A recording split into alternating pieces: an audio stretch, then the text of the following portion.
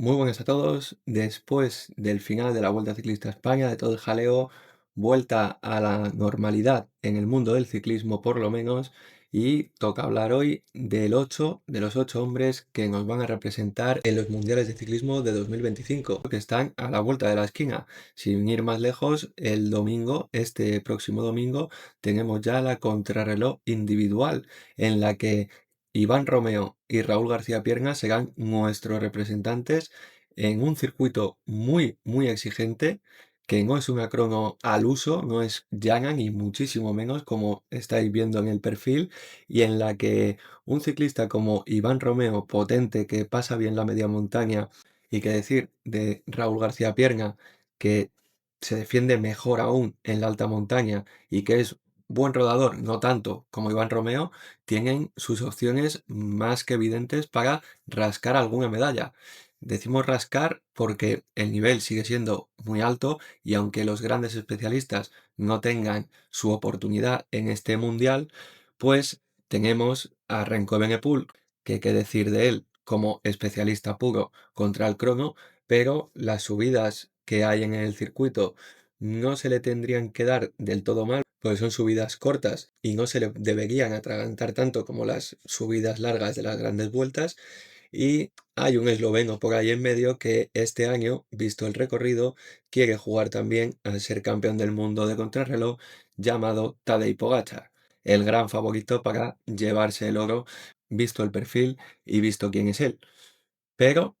ahí estarán los nuestros para dar muchísima guerra. Sobre todo, yo confío más en Iván Romeo porque viene descansado después de no competir en la Vuelta Ciclista a España. Raúl García Pierna, aunque ha sido incluido en este 8, pues viene lastrado porque se tuvo que retirar de la Vuelta. No sabe si pensando más en el Mundial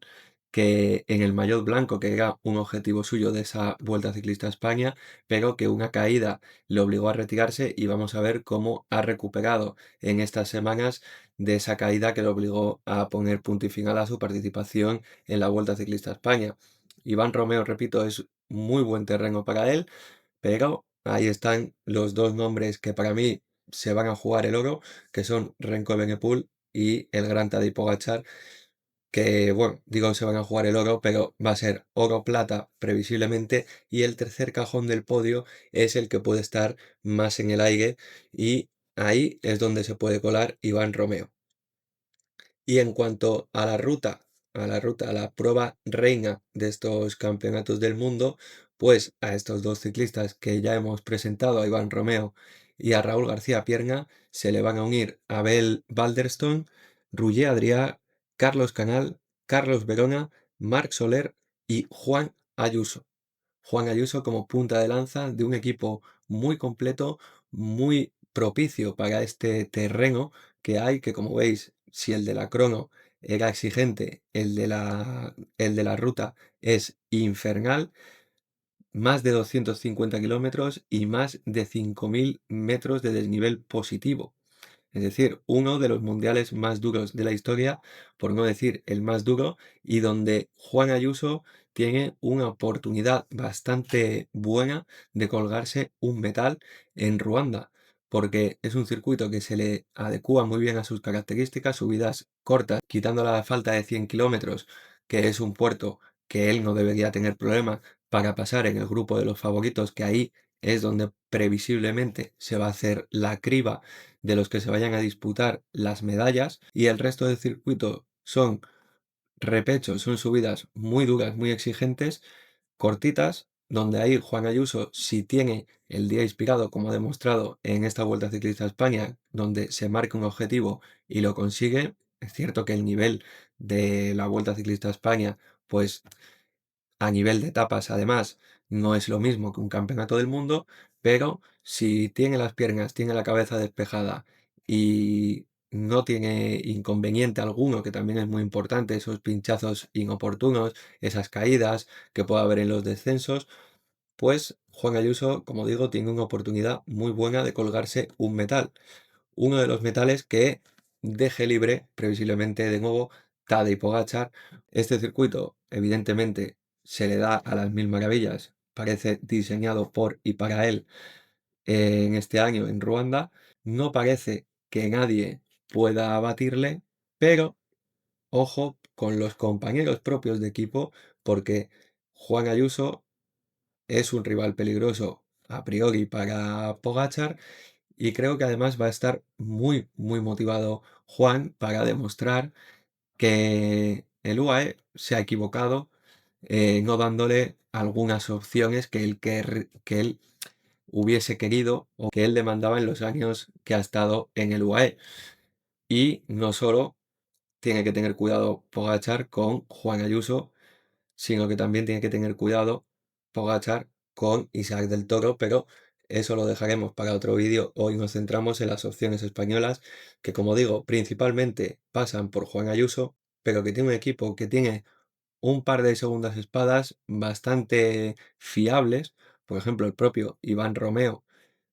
es un corredor que se desenvuelve bien en estos terrenos duros, exigentes. Ya ganó una etapa en el Dauphiné Libéré estando en fuga con nombres como Wout van Aert o Mathieu van der Poel.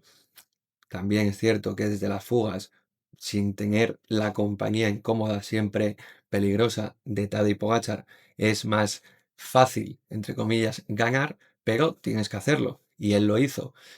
Puede que se le vaya un poco de distancia o de desnivel positivo, pero bueno, depende cómo vaya la carrera. Si no la pone Tadej Pogačar muy violenta como el año pasado desde lejos, que creo que es lo que va a querer hacer desde a falta de 100 kilómetros donde se pase ese puerto tan exigente, si no se descontrola mucho, esa segunda espada de Iván Romeo puede estar ahí y otra segunda espada que se le adecua perfectamente este tipo de circuito. A lo mejor se le va un poquito, eso sí, de dureza a Rui Adrià. Rui Adrià es un corredor de perfil clasicómano que se desenvuelve bien las clásicas de las Ardenas como la Lieja-Bastoña-Lieja, donde ahí es un terreno también plagado de repechos y donde el catalán se desenvuelve bastante bien. Y volvemos a lo mismo, si no se descontrola mucho la carrera, creo que son dos bazas que el equipo español puede utilizar para resguardar un poquito más a Juan Ayuso para los momentos decisivos y mandar en escaramuzas por delante, en fugas, intentos de fugas con corredores de selecciones potentes como la francesa, la italiana, por delante para, repito, no desgastar al primera espada que es Juan Ayuso. Un equipo bastante completo porque, además de estas opciones, la principal de Juan Ayuso y estas dos secundarias, es un equipo muy potente, con Marc Soler, con ese motor incombustible que tiene para trabajar para sus compañeros, Abel Balderston, que va a estar también para trabajar para su jefe de filas, y los tres últimos, Carlos Verona, Carlos Canal y Raúl García Pierna, que saben perfectamente lo que es trabajar para un líder. En el caso de Raúl, lo hizo con Kevin Baquelin en este pasado Tour de Francia, lo hizo a la perfección. Carlos Canal para Enric Mas y Carlos Verona, que decir del trabajazo que le hace a Mads Pedersen cada vez que tiene que tirar de él. Un equipo muy potente, bastante completo, pero el circuito es muy exigente, va a ser muy difícil controlar los movimientos que se sucedan, principalmente, como digo, desde que falten 100 kilómetros a meta con ese paso tan y tan duro que han preparado en Ruanda con ese puerto en mitad o pasado la mitad de la carrera. Creo que ahí es donde se va a romper todo y la selección que consiga aglutinar más hombres después de ese paso es la que va a tener más opciones de conseguir alguno de los dos metales que deje Tadej Pogačar. Faltan 2 semanas para salir de dudas y comprobar si Tadej Pogačar consigue ese bicampeonato mundial y si alguno de los españoles consigue meterse en el podio, y falta menos para saber si Pogačar consigue su primer campeonato del mundo contra reloj y si los españoles Iván Romeo y Raúl García Pierna tienen un domingo inspirado y nos dan la primera alegría en estos mundiales. En poco saldremos de dudas y las contaremos todo lo que pase aquí, en Encunetados. Hasta mañana.